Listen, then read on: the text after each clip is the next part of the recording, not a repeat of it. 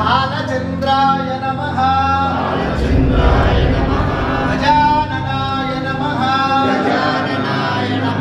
సాదాత్మాసి నిత్యం ఋతం వచ్మి సత్యం వచ్మి అవత్వం మాం అవవక్ అపోహం పాపకర్మాహం పాపాత్మా పాపసంభవః రాహిమాం కృపయా దేవ శరణాగతవత్సల ధ్యాన్వే అన్యథా శరణం నాస్తి త్వమేవ శరణం మమ.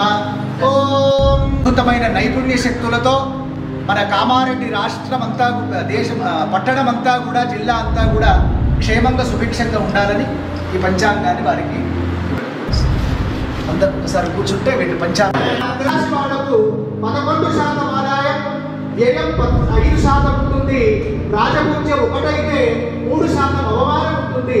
మిథున రాశి వాళ్ళకు 14% ఆదాయం, వ్యయం 2% అయితే రాజపూజ్యం 4, అవమానం 3గా ఉంటుంది. కర్కాటక రాశి వాళ్ళకు 8% ఆదాయం అయితే 2% వ్యయము, రాజపూజ్యం 7%, అందరి చేత కొంత ఇబ్బంది పడడం 3%గా ఉంది.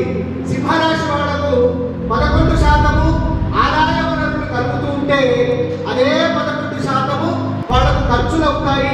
3% అందరి చేత పొగడబడుతుంటే 6% కొంత నిందింపబడే అవకాశాలు ఉంటాయి కనుక కొంత జాగ్రత్తగా ఉండాలి. కన్యా రాశి వాళ్ళు 14% ఆదాయాన్ని పొందితే కేవలం 2% మాత్రమే ఖర్చు పెడతారు.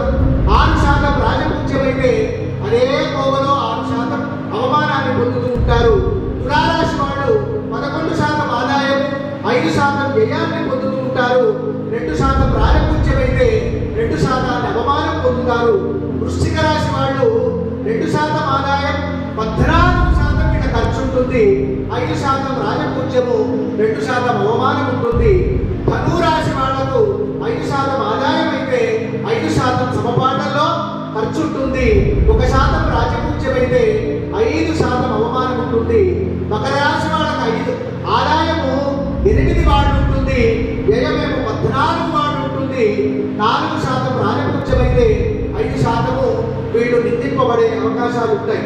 కుంభరాశి వాళ్ళు 8%